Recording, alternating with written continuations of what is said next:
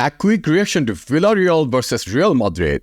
Lotti's door, great ball into him, fantastic first touch just to get just the space and the angle that he needs, and then he finished inches inside the post. What can I say? I'm totally speechless when I talk about Arda Guler. The amount of composure he's showing on the pitch, like for this goal, the first goal Real Madrid scored, that touch, look at the touch, and then that finish, that's just perfect. Half hour as a lovely ball in from Lucas Vázquez would find Joselu. This is dream scenario for a center forward like Joselu. Beautiful service coming from the right-hand side from Lucas Vázquez. Joselu gets ahead of his defender, and from then on, it's just about putting it on target. Glancing header finds that far post. Driven ball that is begging to be put in the back of the net. Joselu says, thank you, gracias, I'll take it from here. Celebrations there for Real Madrid. However, Villarreal would get one back as Ceballos to be caught in possession. And then look at this ball from Mosquera. Great stuff. And then an even better header from Sørloth. I really don't know where Ceballos was going with this. Just seemed to twist himself into all kinds of shapes. Mosquera picks his pocket, stands across up for Sørloth. Good header from a long way out. Taking it into injury time. This is all in the first half, by the way, as Vázquez finds Arda Guler to get his second to make it 4-1. Great little ball by Vázquez as he sees the run of Arda Guler. Tight angle, has support but doesn't need it. Really good finish from the young man again. And if you look at Arda's second goal, again, he's exploiting the space. He saw the space and ran into space. And Vázquez delivered what a sublime pass. But you have to credit Arda. Like, he saw the space and utilized at its best. And that finish, that from that tight angle, that's the benefit of playing a left-footed player in the right side. Like, we used to score these type of goals only when Bale used to play here. But because we don't have many left-footed players, we don't score nowadays. But Arda is filling that position. Here's the thing about Arda. Despite a small amount of times he's given to play for Madrid, every time he plays, he doesn't disappoint. He's showing that the hype around here before he came here is real. Like, he deserves those hype because he's scoring almost a goal every shot he's taking. I think I saw a stat. He took 6 shots this season for Madrid and he scored 6 goals. That's insane. That's even better than most finishers or strikers. At half time, but that's exactly as it played out as the points are shared. What a game. But I suppose this was all about auditioning for the Champions League, and Militao failed his audition and failed it horribly. Yeah, and honestly, you didn't even have to see this game to know that he wasn't quite right. And we have watched him, and watching him against Cadiz a couple of weeks ago, and you see that he's not quite to the level that he needs to be or that we expect him to be, given the fact that his game depends so much on physicality, on speed, on explosion.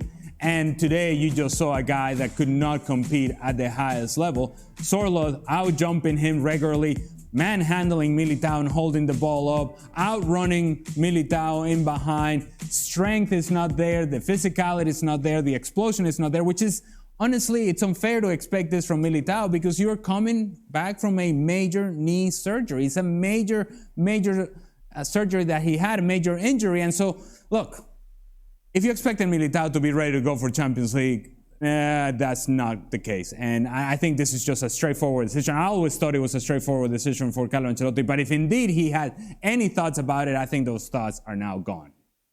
So I said it in my previous videos that one player who is not ready to play Champions League is Militao.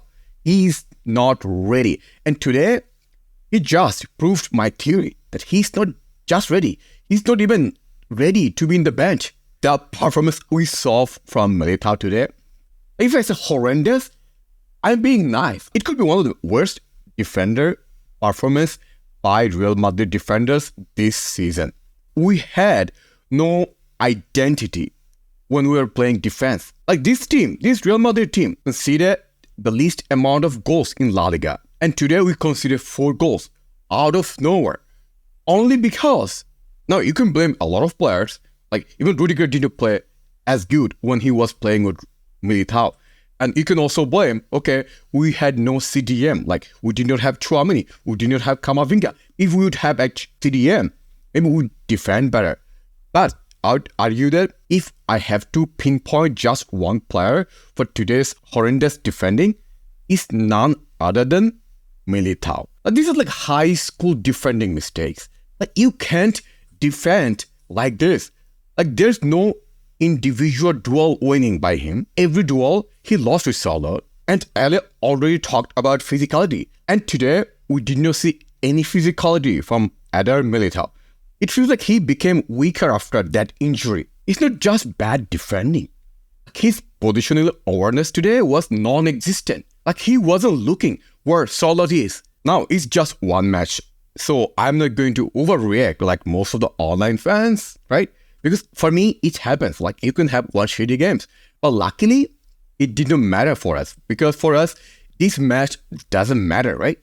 We already won the La Liga title. However, one thing I'll say, if you look back at the history of the players who get ACL, and if you look at their performance once they get back from injury, it's not the same.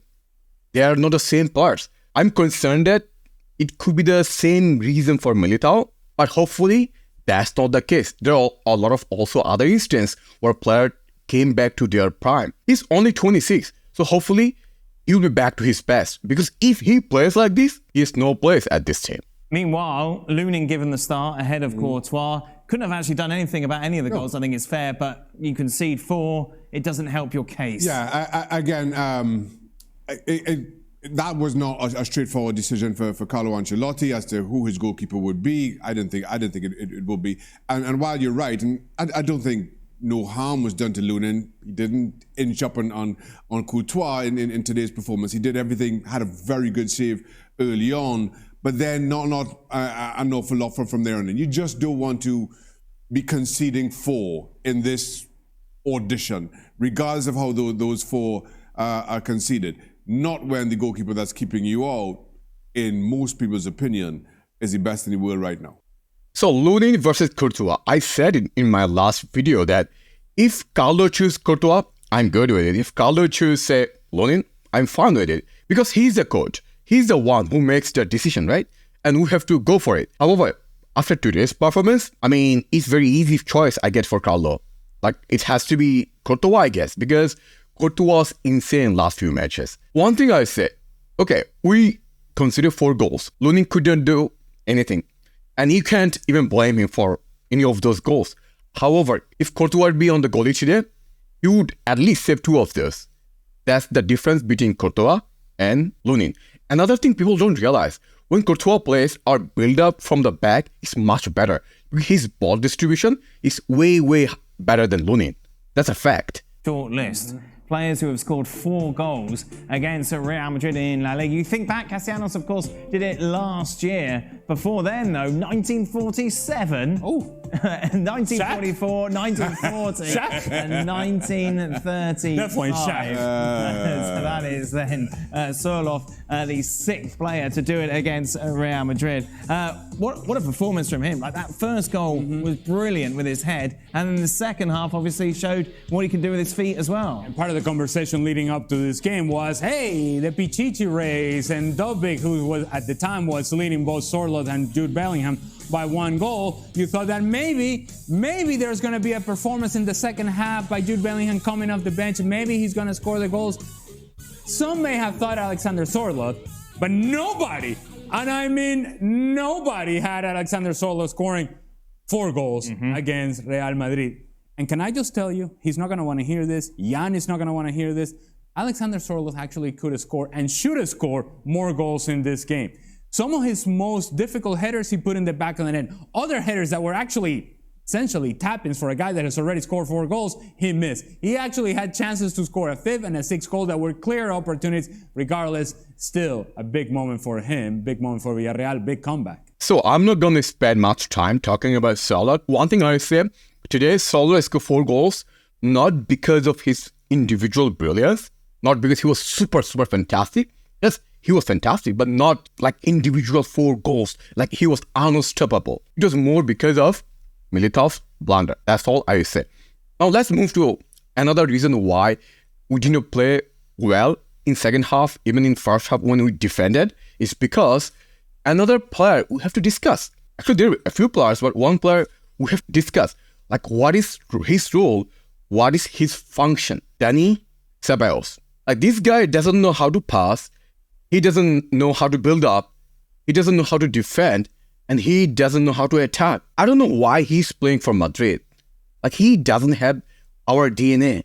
Only thing he's good at is back passing, side passing, and small short passes. That's all. Anyway, I'm not going to spend time, wasting my time talking about him. That's waste of time.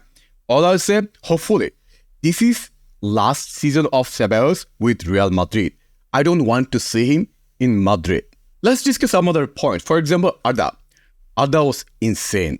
Like, he scored 6 goals and playing almost non-existent minutes. Really, really impressive. I didn't expect that, honestly. Like, his finishing is second to none. But here's what I would like to discuss. Okay, he's playing at right winger, right? Because that's his best position as of now, what we have seen. Because he's good at playmaking, he's good at dribbling, and he's good at scoring goals. However, if you look back when he joined us, why he joined us, even he spoke. Real Madrid told him they are getting him, they are buying him to replace Modric. So that means he has to play at midfield if he is to replace Modric, right? If he wants to replace Modric in the future, one thing I would like to see Arda playing at midfield and exactly playing at Modric role and see how he does. Because it's important for young players to learn. Now, this season is almost over. We have only one match left. I don't think Carlo would try that theory, like play him at midfield and see how he does. Now, another argument is that, okay, he's so good at scoring goals. It may be a little bit waste playing him at midfield.